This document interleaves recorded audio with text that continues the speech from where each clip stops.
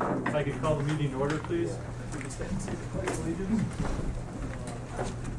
I Pledge allegiance to the flag of the United States of America and to the republic for which it stands, one nation, under God, indivisible, with liberty and justice for all.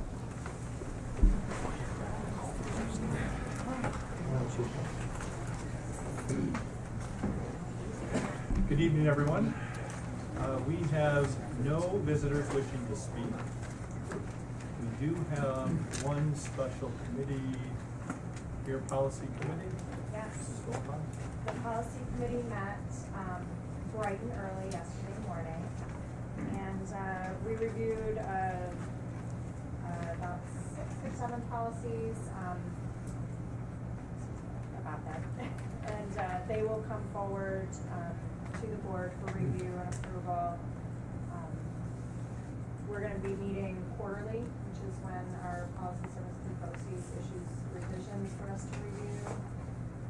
So we'll have kind of a set schedule of when we'll be bringing policies forward. Are these new policies or just amendments to the current? They were all amendments and revisions. Yeah, there was nothing new. Okay. Do we have any other committees that met? Can I just say the alternative funding committee, we have not had a meeting in the last few weeks, but we have a big event coming up on Saturday. I encourage board members to attend. There is an order form here. I do have tickets for the Windermere PTA on hand. If you'd like to make your donation go to them, or if you go through directly to district through Debbie. But the event is a great time. It's foods, drinks, 2 hours Saturday night at the Wick Center at Damon. There are going to be Chinese auction items and 50-50 raffle and wine pull and all sorts of different things. And the money goes for different grants and sports clubs and PTAs and teams and all sorts of things. So it's a really great event. I encourage everybody to attend on Saturday. Get your tickets. It is a really great event. I know I've been to it in the past. Yeah. And it's a lot of fun. It is a lot of fun. It's like seeing all your neighbors and the community out at this. With that, go right into the superintendent's report. All right, thank you. First item in the superintendent's report is a secondary curriculum update. So we have our secondary curriculum team leaders under the leadership of Dr. Schoenfeld, our assistant superintendent for curriculum, instruction, and technology. It was a very busy summer, as usual, with the curriculum committees, so there's plenty for them to discuss. So Dr. Schoenfeld and company, thank you for being here.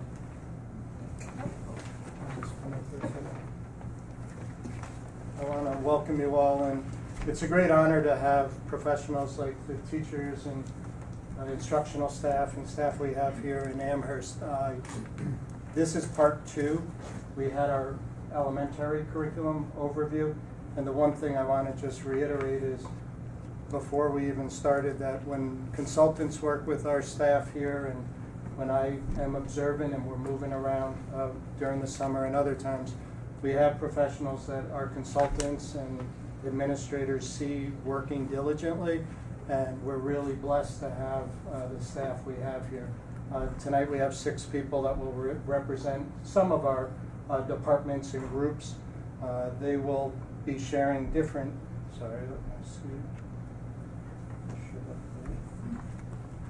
they'll be sharing a little bit about each of their, my apologies. They'll be sharing a little bit about each of their departments. So Mrs. Rapp will start with English, and Mr. Jones will talk about social studies. Mr. Appler, this is important too, that we have the arts, music, and orchestra with Mr. Penjack and Ms. Scudder, and followed up with another academic area of mathematics with Ms. Keppel.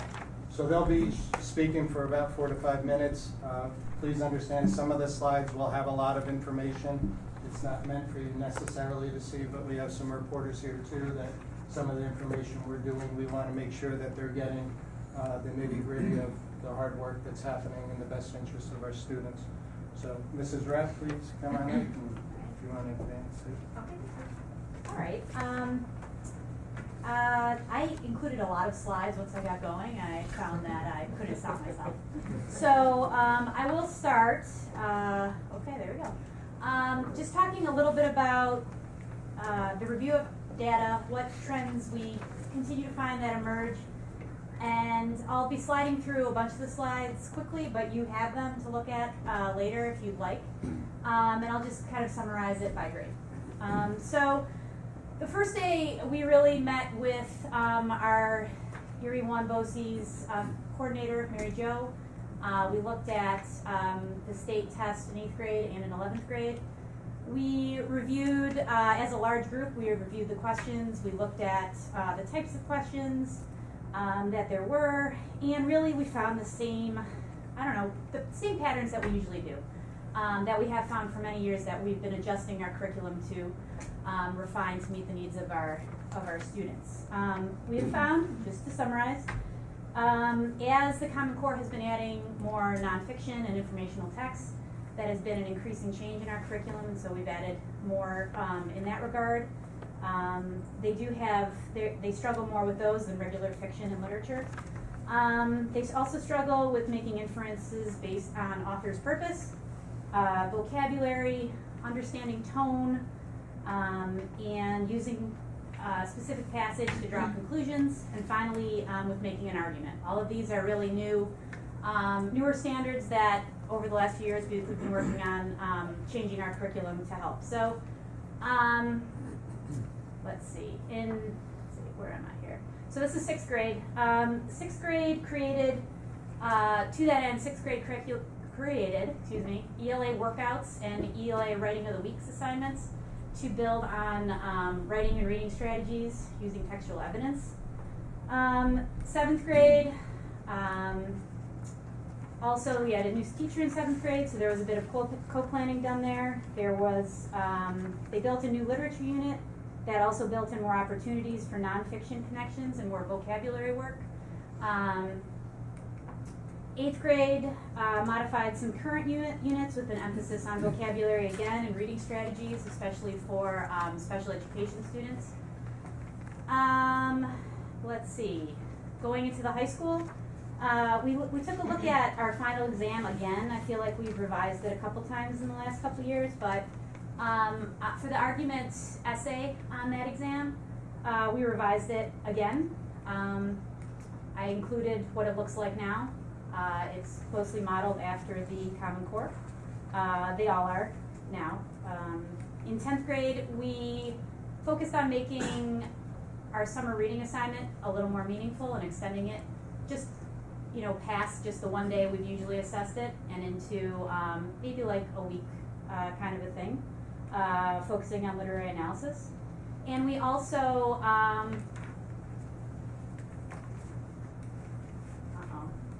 broke it. I don't know, it's not moving. For 10th grade, we also made a big change in our curriculum by changing our Shakespeare play. See? Oh, I really blew it. I'm sorry.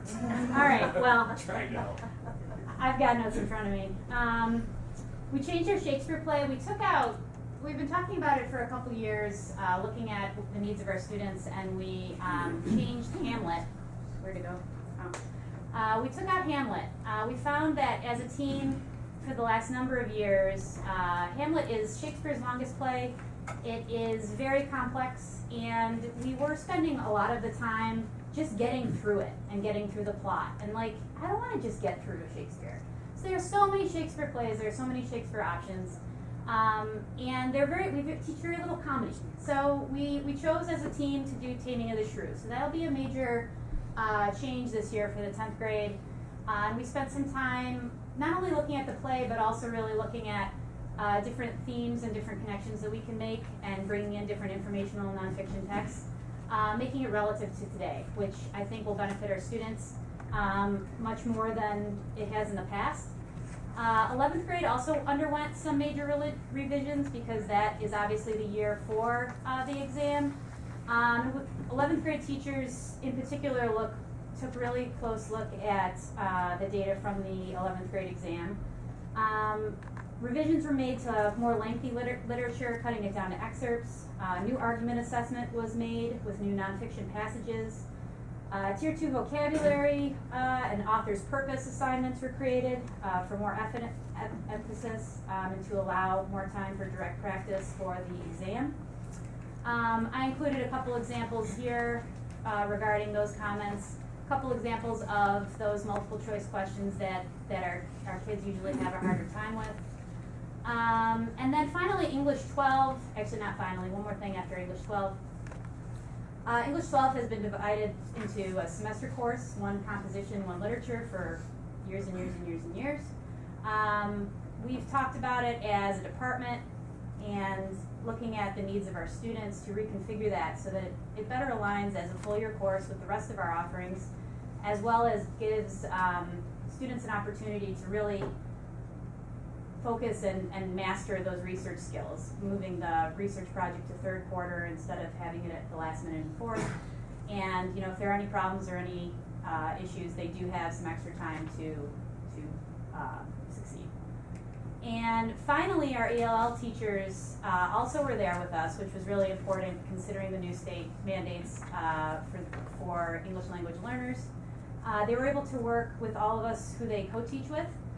They were also able to look at some new texts that they had on order that they're using in their own classes.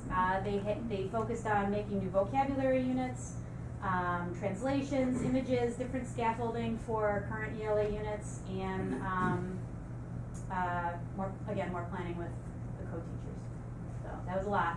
I think I did okay. There it is. Well, me? ELA. Which button is it? This one. Thanks. Good evening, everyone. Thanks for having me, having us. Great to see all of you again. I'm Mark Jones. I'm the curriculum coordinator for the social studies. Briefly, our team has had no turnover, excuse me.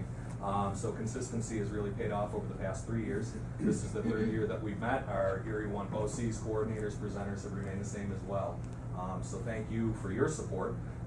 Year 3, we really kind of rolled up our sleeves and got our hands dirty with some of the changes happening in history. Quick review, if you don't recall, I'm not sure why you wouldn't. My presentation is usually pretty riveting. 2014, the new, Mr. Cannell, I think you'd agree, 2014, the new curriculum framework was released, sort of outlining the changes from the state. 2015, there was an emphasis on the IDM model, sort of student-centered, student discovery, shifting the classroom. And then this year, the new prototype, the new Regents exam schedule was announced, including the new Global Studies exam, which you can see in June 2018. This year's freshmen will take as sophomores, and it's going to be based on 10th grade information only. So that's a big change. The exam is the way it is now, is 9th and 10th grade. So it should be a boon to our students. And then in June 2019, the new U.S. History government exam will be released. So this summer, we really focused on the new changes on the exam, sort of creating a data bank, a database of these new styles of questions, evidence-based questions, and a lot of this really does mirror what we've seen from the College Board in the AP courses. So the Regents is really starting to align with like the new SAT and the new AP curriculum as well. So formerly, it was much more sort of trivial pursuit, the 50 multiple choice questions, where a kid either knew it or they didn't. And the new style is going to be evidence-based. So it's a lot of reading, a lot of historical thinking skills, and hopefully it's a boon for our students. The answer, is in the reading for the most part. So if we can continue to emphasize those sort of Common Core thinking skills, the students should do quite well on it. Another example there. Give me a second.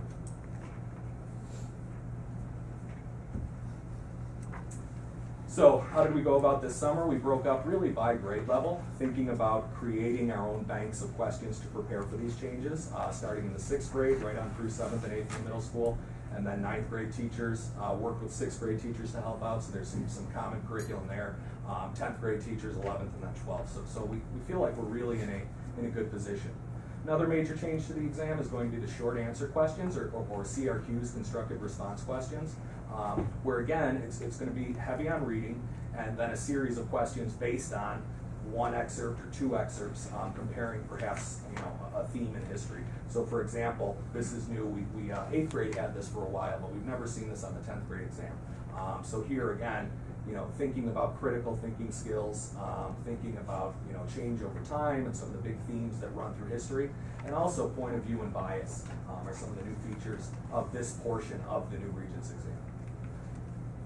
Finally, they're going to also change the exam. Right now it consists of 2 essays, a thematic essay and a DBQ. They're going to go to 1 essay only. It'll be an enduring issues essay. It's a DBQ, less numbers of documents, and no constructed response or no sort of answer questions based on the document. Instead, this will probably be a heavy lift.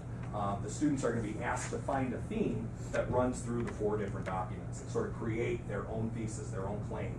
And so that's something we're going to really focus on over the next year, 2 years, preparing as we head into this big change.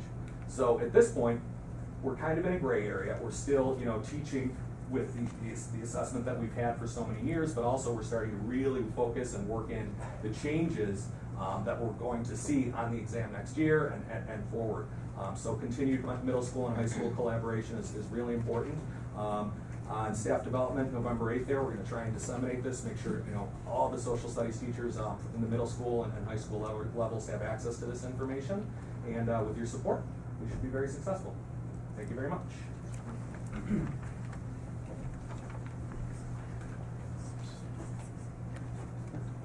The right one.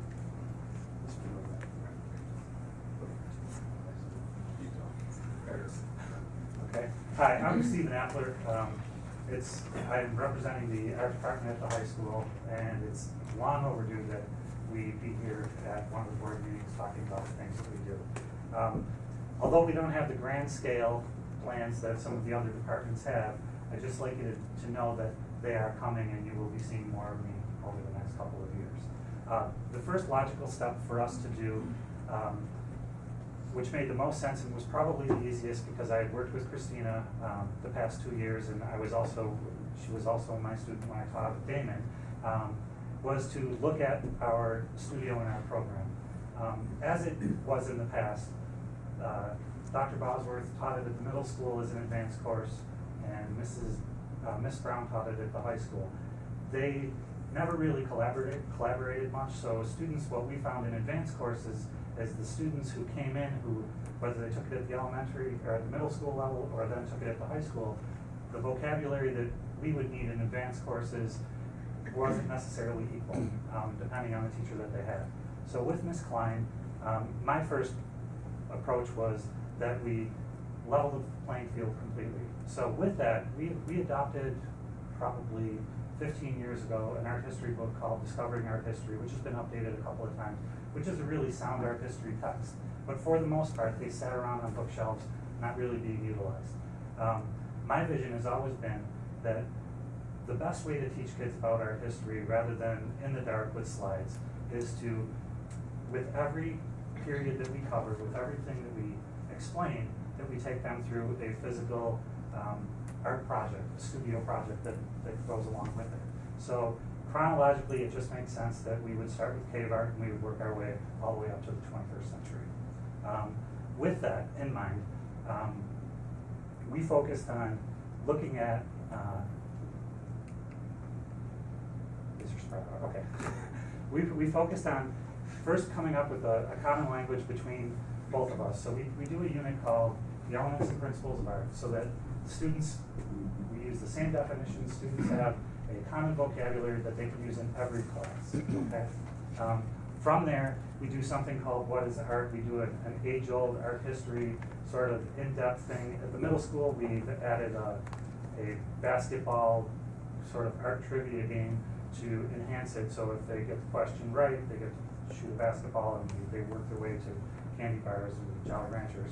At the high school, I'm a little bit drier and a little bit, I don't know, just a little bit more direct because although I taught it at the middle school, I just prefer, so there we reward the questions with the things that they answer correctly with good grades.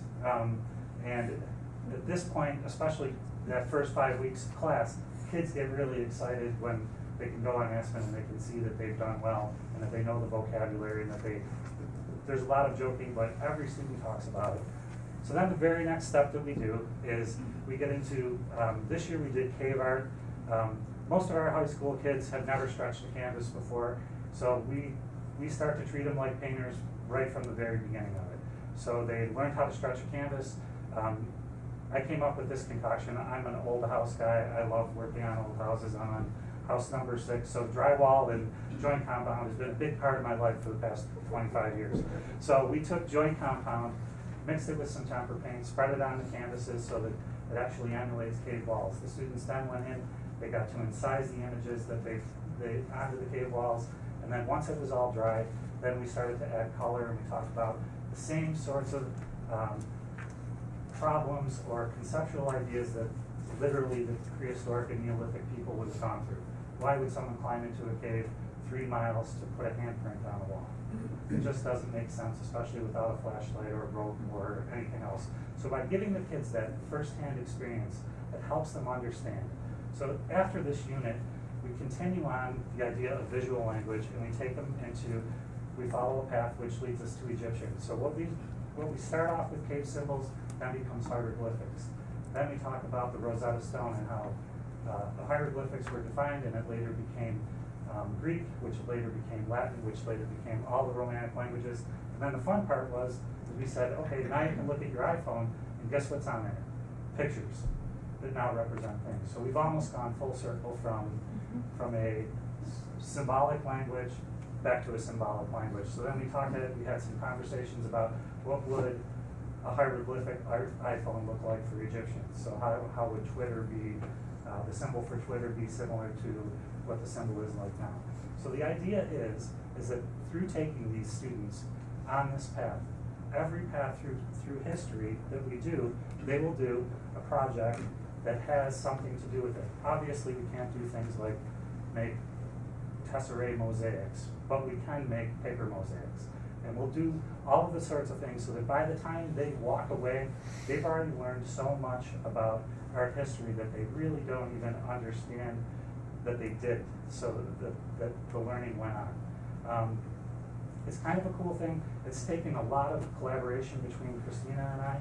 I spend a lot of time driving back and forth to the middle school, even though I did that for the last 2 years. But now it's for a really great purpose, because what we're seeing with the kids is this sort of transformation in the sense that they are very, very engaged. No one is coming in. It's not a place that we just learn about how to make art. It's a place where we're learning about all the history. But another aside that's really worked out well is we've kind of followed the same path as global studies at the same time. So our freshmen are going, we just talked about Neolithic and Paleolithic art in social studies. So where we're going to go with this, although this is only the first course, over the next year, what you're going to see K-12 here is a greater alignment. We are in sort of a transition period. We have some experienced teachers that are walking away right now, and we are going to have a very new and young, invigorated faculty or department in the years to come. Eventually, I'll be the old person in the department. I'm really close now, but the best part about it is I'm not even thinking about retirement now. I'm so excited about what we're doing. And just an aside from this, one of the first things that we're doing K-12, which is something that's never been done, June 9th, I have arranged, we're going to have our first Our Best in Amherst exhibit at Damon College.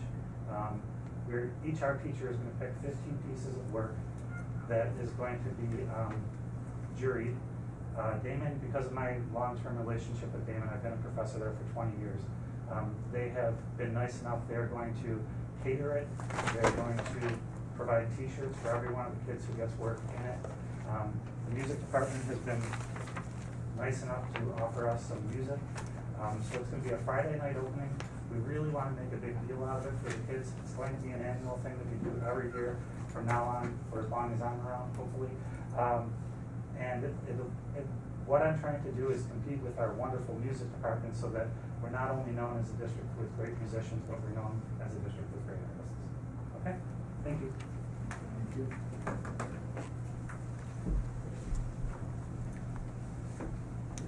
All right, my colleague Aaron Scudder will be here also. We're going to get kind of a 1-2 punch in terms of the music education presentation. Patrick O'Donnell and Derek Chazen and I got together this summer And we took a look at our curriculum map. We've always had a very strong orchestral curriculum, and but we took a look at what we had and realized there was good and bad to it. Bad part was it has not been revised since 2006. And although we could see that it was very generalized, it also had a very strong scope and sequence, which was good. But it had survived and done very well through 7 different orchestra teachers over the past 10 years. 4 in the elementary schools. I was in the middle school, and I went to the high school. We hired Pat O'Donnell, we had Steve Thomas at the high school. And this curriculum, our students never missed a beat, no pun intended. So it showed us that the curriculum was really strong. But we wanted to take a look at it a little deeper. What we found was that what was on there, we were getting our kids to achieve more than that. Where it said, these are the skills that students should have at the end of 5th grade, they were having them at the end of 4th grade and such. So we thought, well, we're doing things well. We're moving these students up the map pretty quickly.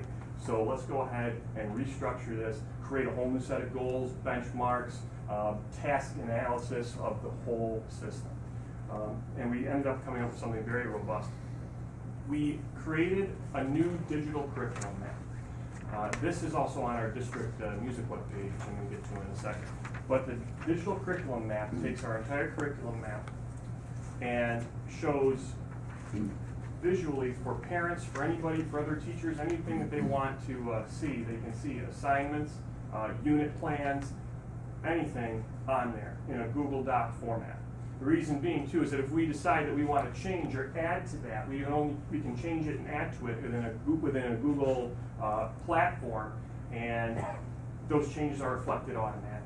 Those things are out to the parents immediately. They're out to everybody immediately. And then we can make those quick changes. And so much, and I'm sure my colleagues agree, so much of when you teach is going, okay, I need to do this differently for next year. I need to handle this differently in the future. And this kind of gave us a platform to go, all right, well, it's fresh in my head. Here's what I'm going to do. I'm going to create this new whatever lesson plan, new warm-up, and throw it on there. And now I've got it again. I can go back to it again and again and again. It's not a file folder of papers and go, where is this? It's up there. And it's shared with anybody who wants to see it. And it also helped us have a place where we can have meaningful vertical staff development of the 3 of us in the orchestra program. So when we ask Dr. Schoenfeld for, we need time as a vertical department, we can point this curriculum map and go, we really are struggling with technique in grade 7, 8, and 11. Can we have time for this? And that can help us really target where we're at. The next thing that we did kind of started out as my baby, and then I decided to bring it in as part of our curriculum development, was the district music department webpage. I got a lot of feedback from Patrick and from Derek. This is now on the district webpage. It has several things that, when I look at other districts' web pages, that we were lacking in. We have such a strong tradition of very, very high-level music education happening here. Our students go to national competitions every year. They wipe the floor with these other groups. We have strong teachers, but we don't advertise it as well as we should. And we can call up the Amherst Bee or the News or whatever. That's that's great. But what can we do to put that out there? So given the fact that we went over and adding the Aspen program kind of helped us, we took our district webpage from being a place that everybody goes to get assignments, to get certain, everything that is kind of intra the district. Now we have Aspen to do that. Parents can check grades, parents can see things, students can get their assignments. All that stuff now, our big webpage as a district has to do with public relations. So the music program itself now has its own comprehensive webpage. We have for every area, band, chorus, orchestra, general music. There's curriculum attachments in there for parents to see. There's student work, including video recordings of concerts, pictures, teacher biographies with resumes as to where they went to college. Everything that a parent moving into this district would want to see. Also, in keeping with somewhat of what Greg Pidgeon has been his kind of big push is how do we keep kids in the district that go from 8th grade to 9th grade with a strong music program. Now the parents can see what we do. So I've added YouTube clips of our concerts, of different events that we have. I plan on doing that when we help out Steve Appler with the June 9th event at Damon. So that is that's essentially in a nutshell what three of us spent a lot of time doing this summer, and it really just scratched the surface. But we were happy to do it. And Erin, you are up next with Miss Munster. Thank you. You're welcome. You're clicking on the right. Here you go. I'm Erin Scudder. I'm the vocal teacher here at the middle school, and Dr. Schoenfeld asked me to come and just talk to you a little bit about some work that I do for the state for our national conference and our State Music Professional Development Association. And I hope to explain some things about the standards and then also inform you about how that's going to link in with some of the curriculum things that we're doing as new standards are adopted for music education in New York State within the next few years. So this summer, well not this summer, but 2 summers ago actually, the National Core Art Standards were adopted by our National Music Association, NAFME, N-A-F-M-E, and they basically replaced standards that were 20 years old. We used to be called MENC, so you'll see 2 different acronyms there, but it's the same association. It's a national organization for music educators. And basically our goal with this was to increase the focus on literacy and fluency as musicians, as all of the other standards were being rewritten and refocused in all of the core areas and the different disciplines. Most of the music standards on the national level had a very big focus on performance, which obviously is what music is about. However, there are a lot of other skills going on there with interpretation and understanding and application that we felt like we were missing out. So these new standards focus on conceptual understandings in areas of creating, performing, and responding to music. And then there's also an element of connecting where students are asked to personally connect to pieces of music and then also connecting to things in history and culture and society. And I will mention that these standards are also applicable to all of the arts disciplines, so visual arts, media arts, dance, theater, and music. So these are all new things that are happening. I can really only report specifically for music, but I can give you a little insight on all of that. So over the next few years, New York State is going to be looking at these and deciding whether we will adopt them as is or adapt them for our own use and then implement those new standards for music education and arts education in general for the 2018-2019 school year. So for the last probably 6 or 7 years, I have been part of a committee that is through the NISMA Association, which is our State Music Educators Association for Professional Development. And as this committee, I meet 3 times, sometimes 4 times each year, and we basically facilitate anything that we can to help our teachers with whatever new thing is happening. So when it was SLOs, we worked to sort of bridge that process. And now for the last few years, we've been working on redefining curriculum maps that all teachers can access, just as a general understanding to give them a guidance for if they're in a new position. And then also bridging the gap between these new national standards and how they might relate to our current state standards and what might happen if that changes. So I know that the elementary teachers were here, and I'm sure that you heard that the vocal teachers at the elementary level met to begin this process where they were writing their new curriculum and meeting together to do that. So my hope is that Justin and I can begin, Justin Pummelers, can begin to do that and piggyback off of what they've been working on so that we can start that K-12 vertical alignment like they've done in the orchestra program. I also hope that with the information that I have just in working with these standards, even when they were in the national standards before they were out there, we worked with like wiki pages and a bunch of development things for probably 3 or 4 years. I hope that I can be of service to, as Steve said, maybe we can connect as things kind of come across in different departments. And so that's basically my update for you. All right, so that goes with math. All right, so we all know the rollout of the math program with Common Core. Algebra now is in their 4th year, geometry is in their 3rd year, Algebra 2, this is going to be their 2nd year, and middle school now is in their 4th year.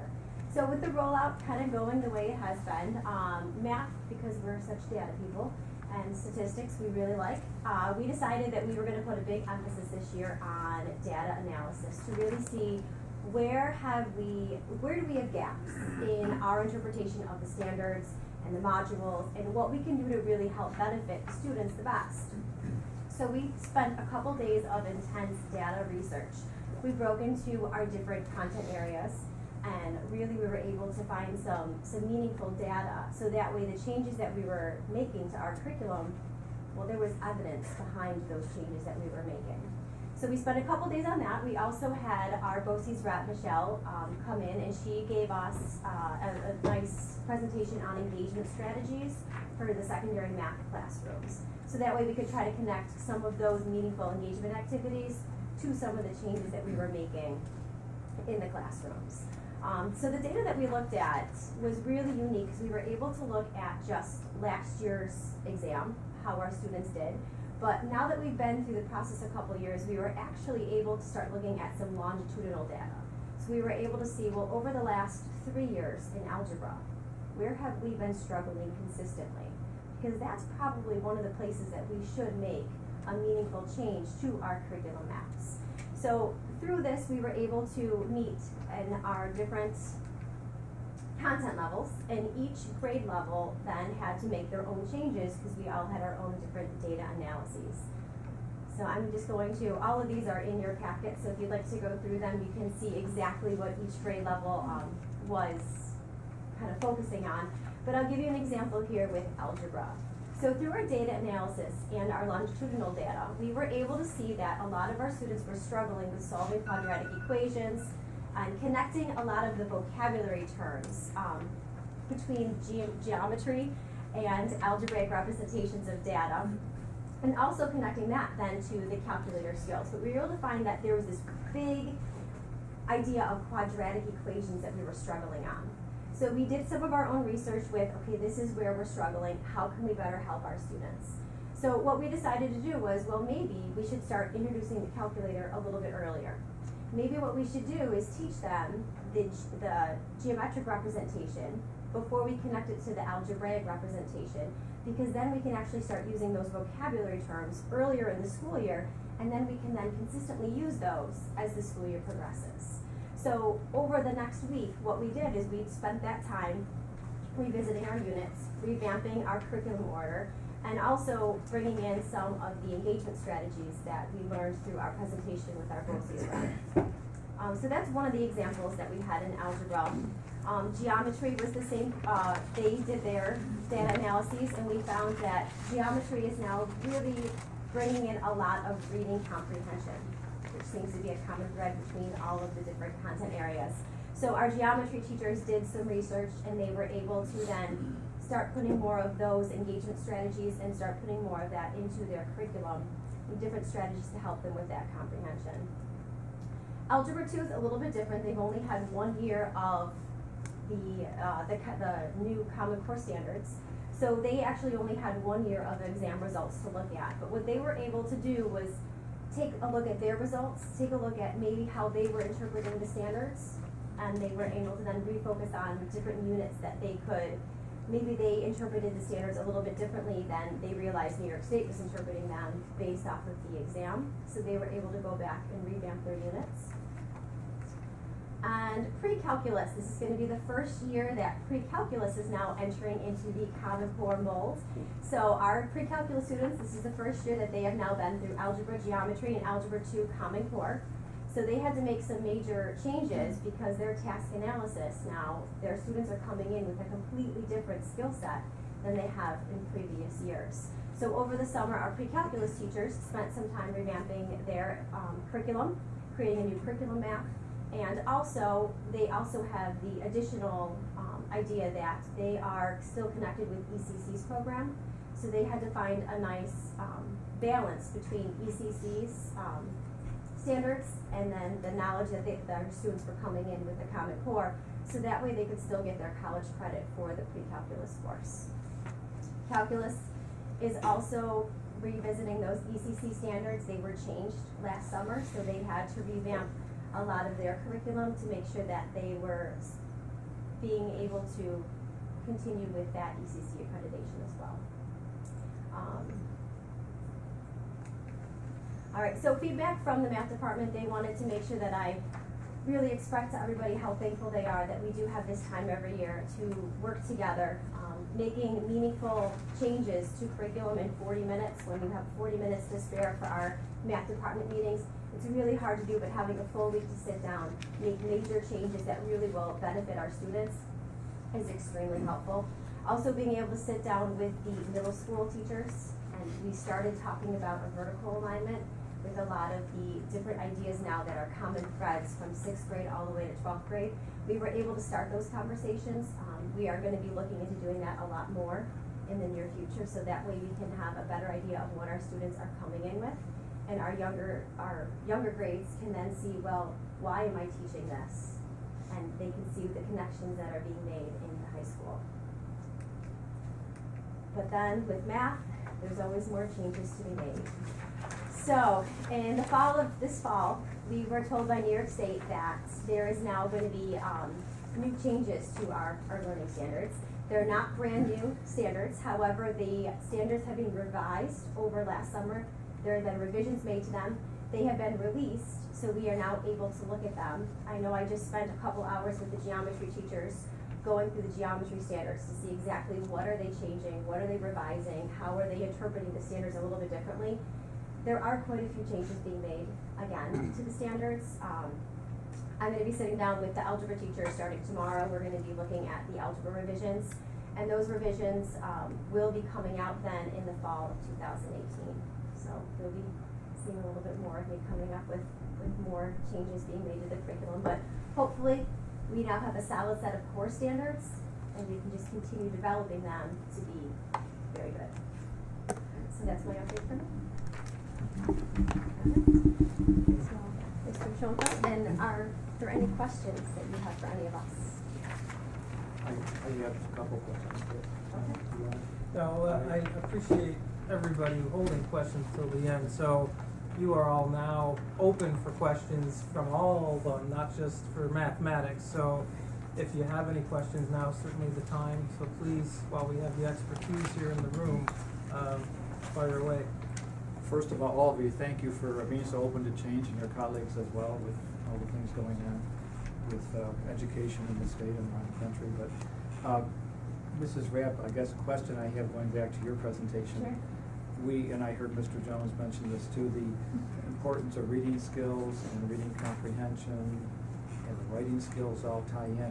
And it's great that you're emphasizing it in middle school, but how about the kids that are in high school that desperately need to really get, really improve their reading comprehension and evaluative skills with these evidence-based multiple choice exams and Right, well, I feel like, last year, what I was remiss in saying, last year I gave a big presentation on how we came up with all these curriculum maps, and we got really specific there, and I think this year we really refined it. So, as far as reading comprehension goes, I mean, we're constantly in high school. I feel like I can speak to high school better, and maybe I glanced over it because I'm in the high school, but with everything we teach in the high school, we are close reading. We take a text or an excerpt, or we take a passage and we close read it and we annotate it and we look at, the how to make meaning through critical reading, and we talk about that.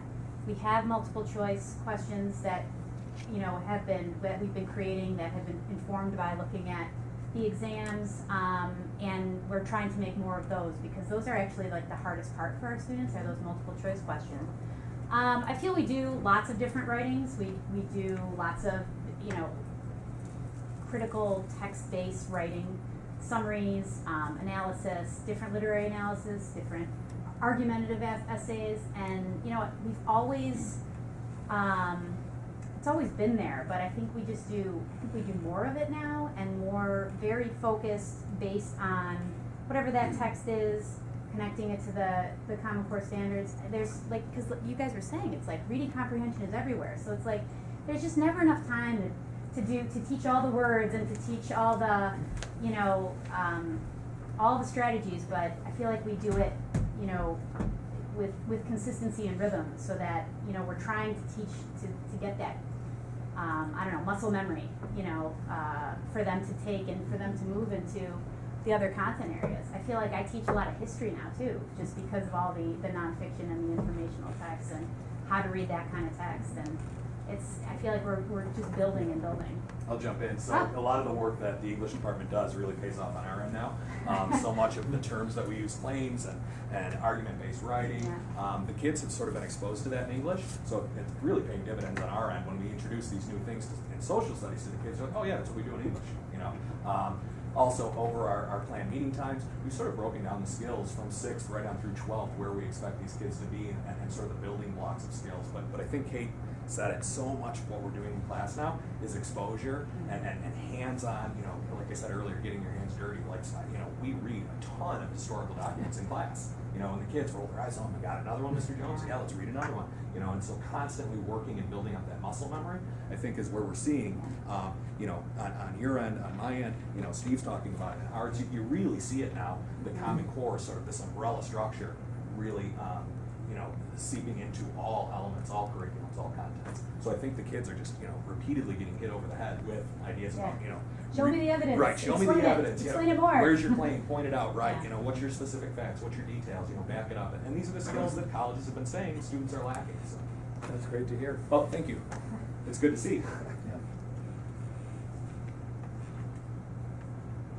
Let's ask, how is ECC reacting to, I mean, is it a back and forth with what you have in your curriculum here versus what they would have taught at their facility? Or, I mean, are they changing too, or how's that conversation go? They have not really changed their format at ECC at all. So what we have to do is make sure that our students that are coming in with different pre-knowledge, we have to make sure that we then, if they're lacking a skill, for instance, like they're lacking some of their trigonometry skills. We had the Algebra 2 trig course in the past.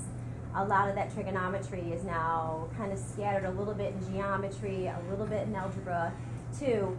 They do have to then put in more of a solid base in algebra and trigonometry before they can then get to the pre-calculus trigonometry that they need in that course.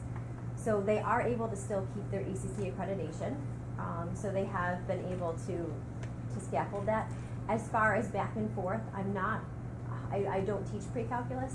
I know that they were approved with their new curriculum map, but I can find that out for you more. Well, that's all if you'd right. I like. just wondered how that conversation goes, how they feel about the Common Core from the top down, you know? Are we really doing what we need to do for them to be successful at the next level? I mean, I would imagine that conversation would happen with UB or, you know, whoever else you can get that information from, but it's just an interesting situation. Thank you. What's Cody's system for taking notes? I want to Oh, know. was that the 6th grade?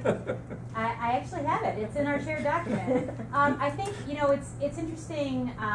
We've been annotating at the high school. You know, different teachers will teach different coding systems, if you will. But basically, when we teach annotating, you know, we teach, you know, essentially it's underlining important ideas, writing the main ideas in the margins, maybe making connections from text to self, text to text. Oh, look at this, it's a pattern, it's a literary element that's been repeated, right? So we do that, we've been doing that at the high school for as long as I've been there for the last 12 years. But now they're starting in the middle school. So we're telling them, it's like, hey, they need to know how to interact with this text because it's really difficult and we're adding all these other layers onto it. So 6th grade this year made those new coding systems, if you will, to start it real early so that then they get hit with it again in 7th grade and 8th grade, and by the time I get them in 9th grade, they're like, oh yeah. So it's helpful. In the elementary schools too. They do it in the elementary schools too? Well, perfect. So it's not like a brand new thing then. When I'm teaching 9th graders, they're like, okay, so I'm going to teach you how to annotate. Anyone know what that is? No? Okay. But now people know what it is, so it's a good thing.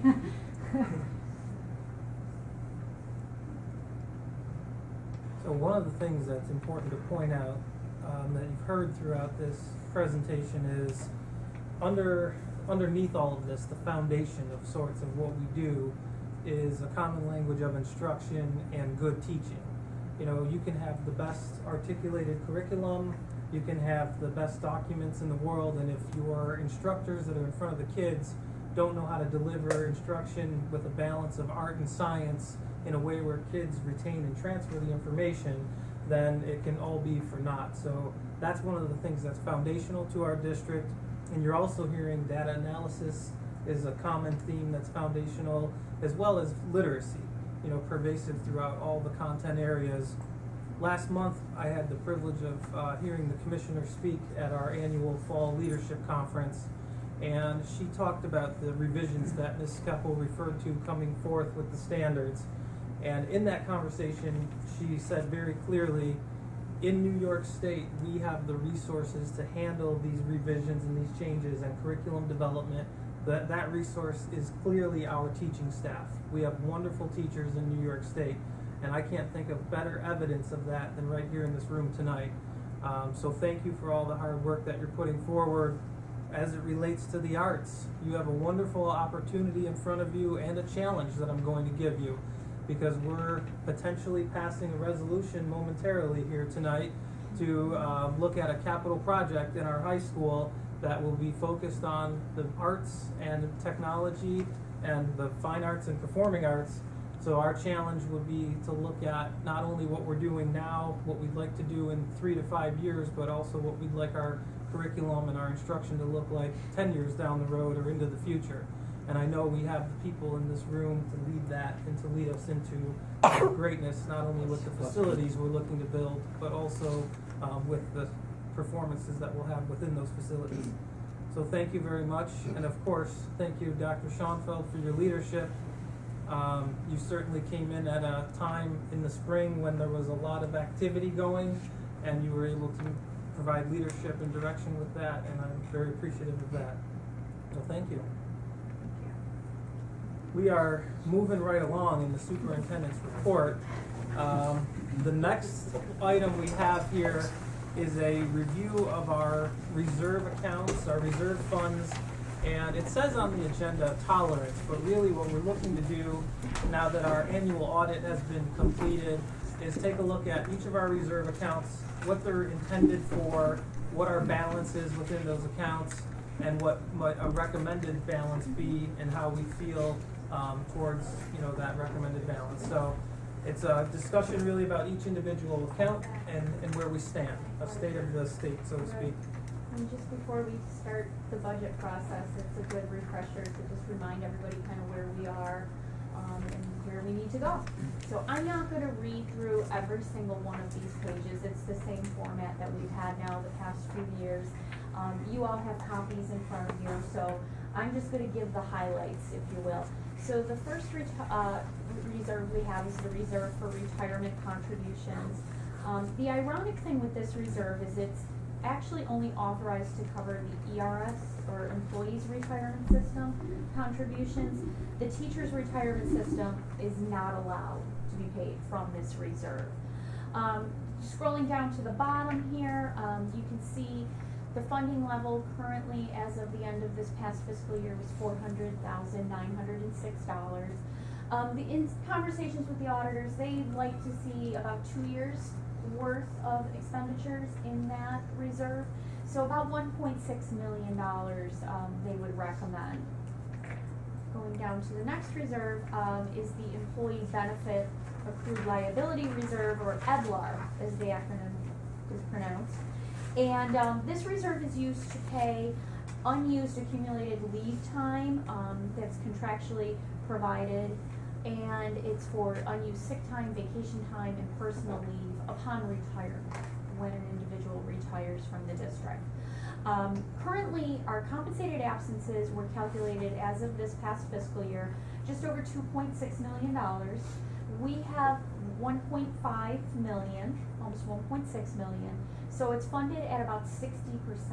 This past year, when we did this analysis, it was funded at about 71%. So we've used a little bit from this reserve, but also our liability has increased. So it's a little of both in this particular reserve. The next one is the Unemployment Insurance Reserve. And this was established back in 2011, and at the time, unfortunately, the district was looking at a number of layoffs due to the state aid reductions and the tax cap. So we did fund this reserve. the thing with this reserve is any excess funds at the end of a school year, they can be transferred within 60 days of the close to other reserve funds or applied to budgetary appropriations for the new school year. And this generally holds true for most of our reserves. I would say they're pretty liquid in that they're easily accessible. If we don't have a need for them, we can transfer the funds to another reserve or into the general fund to defer any tax levy that we need to impose. So currently, we're funded in this reserve $448,964. Moving on to the next reserve is the repair reserve. This was created back in May 2013, and it's used for unanticipated non-recurring repairs to district capital improvements, facilities, and equipment. It's important to note that this particular reserve was really earmarked for the turf and the track replacement that we've been looking at for a number of years. So, with the capital project vote that you have a resolution on this evening, which is going to be held December 13th, we are going to request the community to approve utilizing this reserve. This is actually part of the $1.3 million that the board is appropriating towards the capital project. So $800,000, $802,000 to be exact, will come from this repair reserve and pushed over into the capital fund to help defray some of those costs. The tax certiorari reserve, this was created back in 2009. The town of Amherst at that time went through a reval, and we had a number of tax certiorari claims that were presented to the district. And we based the amount that we funded in this reserve on kind of a halfway point for what we were looking at for maximum exposure or liability for those claims. To date, we still have a number of them outstanding. So we currently have $553,500. Some of those we are still working on potential settlements. So the liability is still potentially out there. If at any time we do find that there is no longer the liability, we can return that to the general fund after 4 years.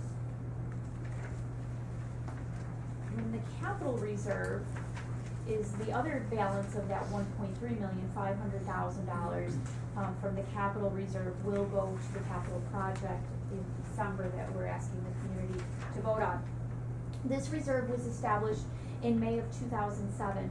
Capital reserves can only be in existence for 10 years. So this particular reserve does expire May 15, 2017. We are in consultation with our attorney, and we're looking to recommend to the board to establish another capital reserve.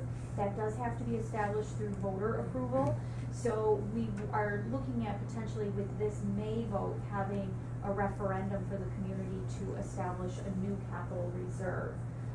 And then we can work over time to fund that. And so again, currently we have $500,833 in that particular reserve.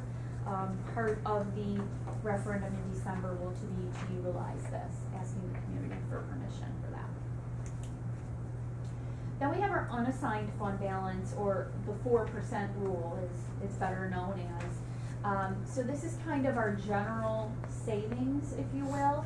It can be used for any purpose within the budget. Currently, we're at 3.95% to just under $2.2 million. So, and then the other piece is the appropriated, or assigned fund balance, I should say. This is the amount of money that the board is designating or appropriating into the current year's budget. Because we had such a significant appropriation this past year, 16-17 was a year in which we tried to not have to have any appropriation of fund balance in the budget. So the only thing that is in there is some encumbrances from the prior year, $30,812.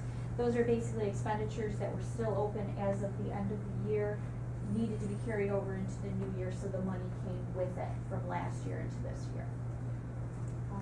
So in total, we have about $6.5 million in reserves and fund balance. And as we get into the budget process for 17-18, we can have further discussions on these and if there's any utilization needed or desired at that point. So we'll take any questions. Ms. Conley, I had a question about the EPLAR Yes. employee benefit reliability. So Yes. the idea here then is that we want to have set aside enough money to cover sick, vacation, personal leave for anybody who retires Right, right. or leaves the district for some reason. Correct. So the idea is that you want it funded at 100%, but the chance of That's right. everybody That's right. leaving or retiring is Right. Correct. completely Exactly. ridiculous. Yeah, exactly. You know, So this, why would it be recommended? This to be is the funded 100%? recommendation that, you know, the comptroller's office has and all of the accounting rules, they recommend having it at 100%. I mean, it is a Um, contractual obligation. it We is, should always it be able is. to provide the funding for it. I Right, understand that, right.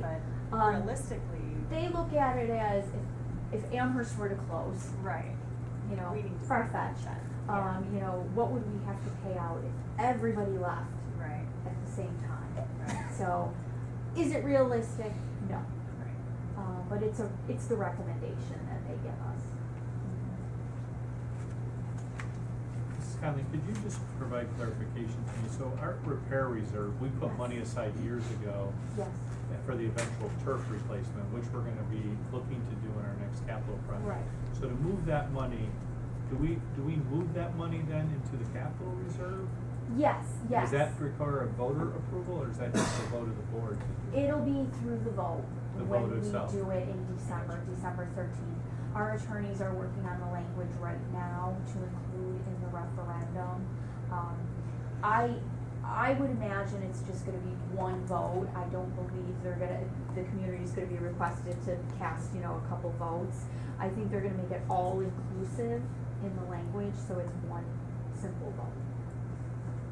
And I think it's important to note too, when we set up that tax surcharge reserve in 2009, obviously the town had just done a reval, Yes. that they are looking to do it again They in are. 2017, so Yes. we don't know what we'll be flooded with at that point. Yeah, in January, the town assessor will be coming to talk more about that process. But yes, they are looking at doing another reval.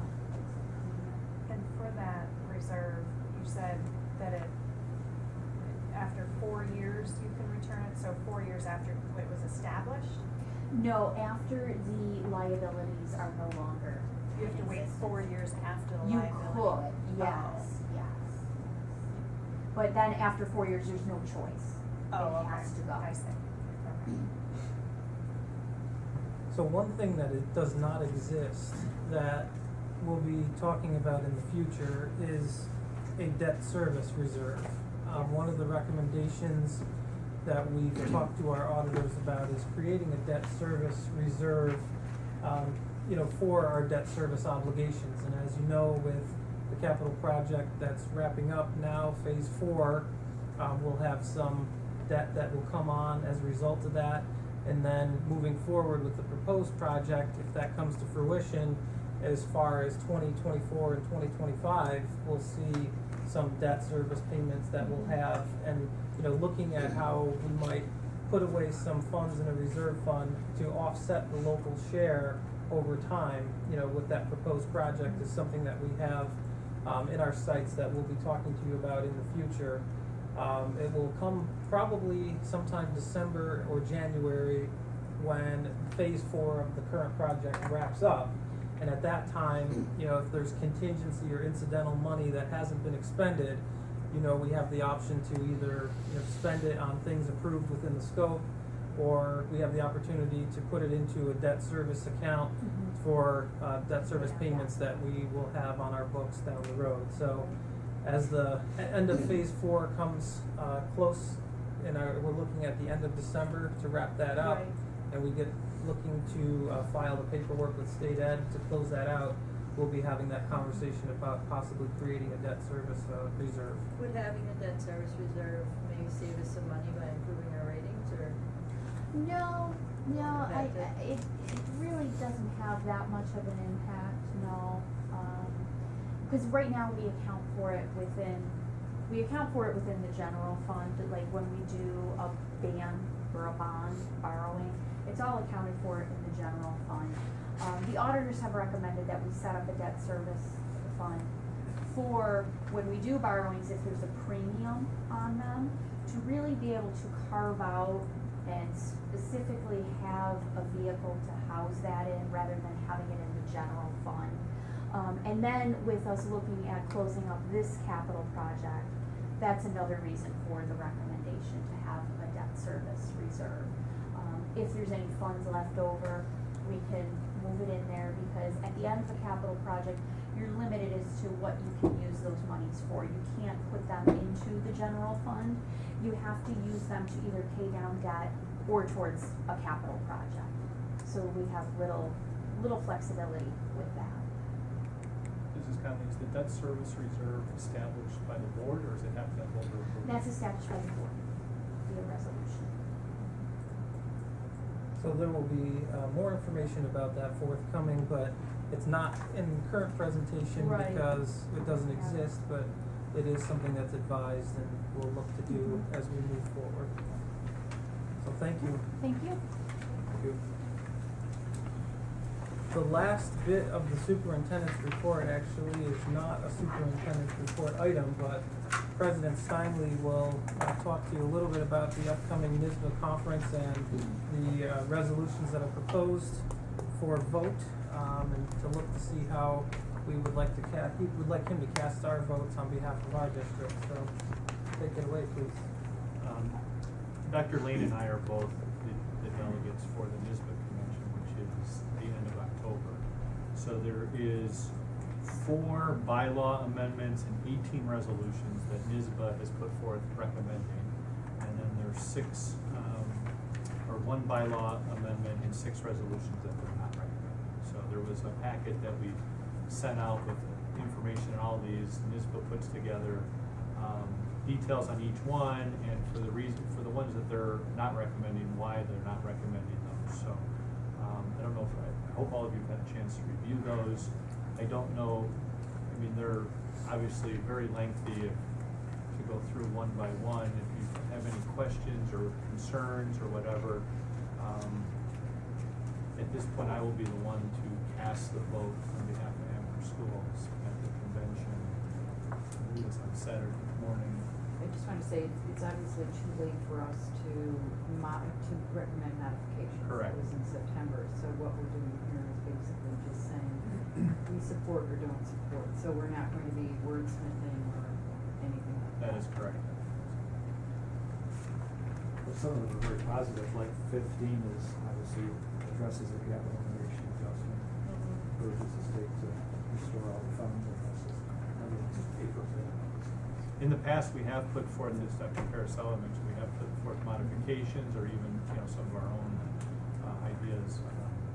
Dr. Lane was instrumental in that a couple of years ago, so. So this is just an up or down vote. This is just an up or down vote at this point. We do not have any opportunity to submit suggested changes or modifications, so. And I will cast. Each one of these individually? Yes, they call each one individually at the convention for a vote, so. Are any of these considered hot topics from what you've considered or discussed with fellow board presidents? I haven't had the opportunity to discuss it with other board presidents, so. Seems like it's pretty standard. It's pretty standard. I mean, some of them have come from surveys, that NISBA has done, different things they've had that they've put forth, so. There are 2 kinds of proposals here. One is by NISBA and the other is by individual school districts, or sometimes bands of school districts. I personally feel most comfortable supporting those supported by NISBA, particularly if NISBA says, no, I don't think this should move forward. So that would be my preference. But I don't know if people want to go through each one of these individually.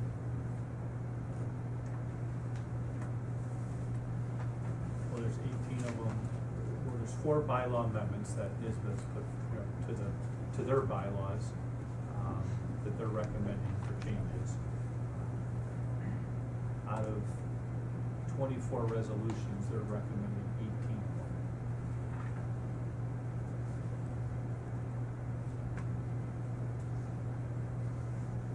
So are you saying that you don't support ones that are put forth by like individual school boards? I guess what I'm saying is I don't support those that NISBA does not support. Oh, right. Which are there's 6 of them right now that they're not supporting.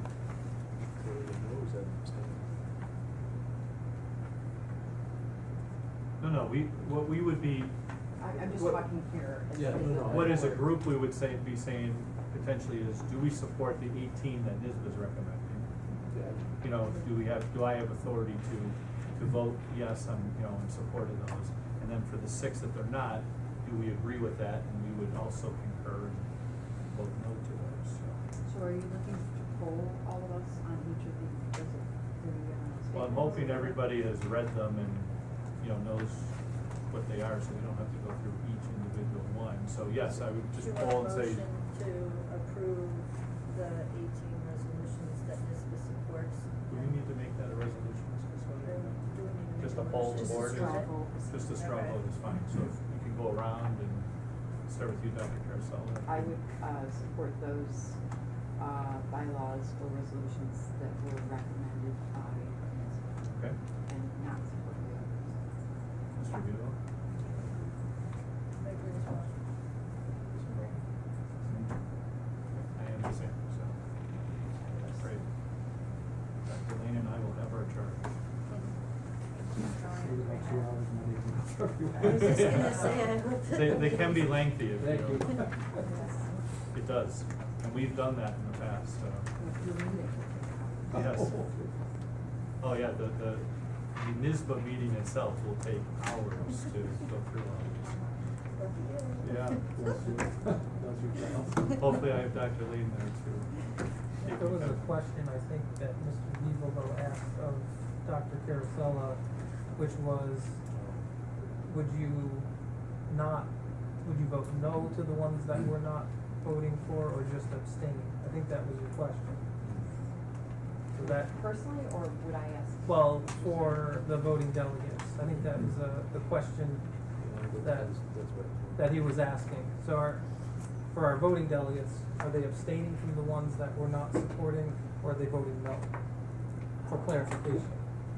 I would propose to vote no, because otherwise it's, you don't have as much of a voice. Right. That was our understanding, right? It was yes or no. That's how I understood it too. And it's not like they could come back with a similar, in some cases, it's just not worded correctly and it's not an appropriate way to approach the subject. They could come back at a, whatever you Next year. call it here, yeah, with it. It's just, in its current form, we don't support it and they don't support it. Well, thank you for the clarification. On to new business. I will need a motion for new business items. I'll make a motion for new business items F1, A through J, 2, A through G, 3, C, D, and G. Ms. Custodi, could I have some clarification just on 3B, please, because there is no That should be indication. none. Should read none. Is everybody aware 3B should be none, just for clarification purposes?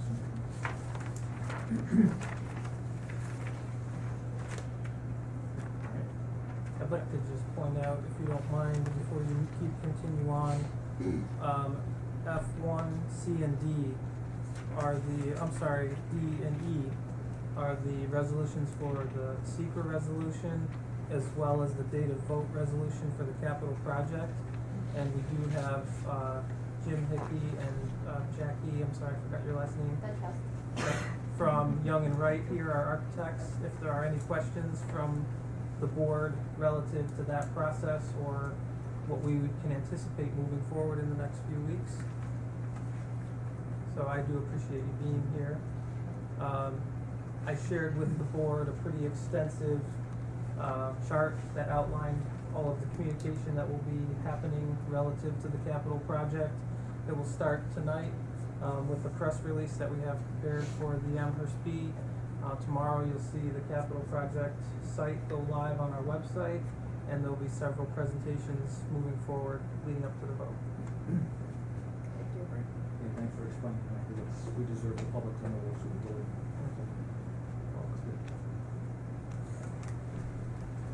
I will need a vote. All those in favor of new business items F1, A through J, F2, A through G, and F3, C, D, and G, please say aye. Aye. Vote carries 6-0. Ms. Custodi, do we have any follow-up action items? Okay. And we'll need a motion to convene to executive session. Mr. Bach? A second. All those in favor of convening to executive session for matters regarding employment of a particular person, please say aye. Aye. Thank you, everyone, for coming.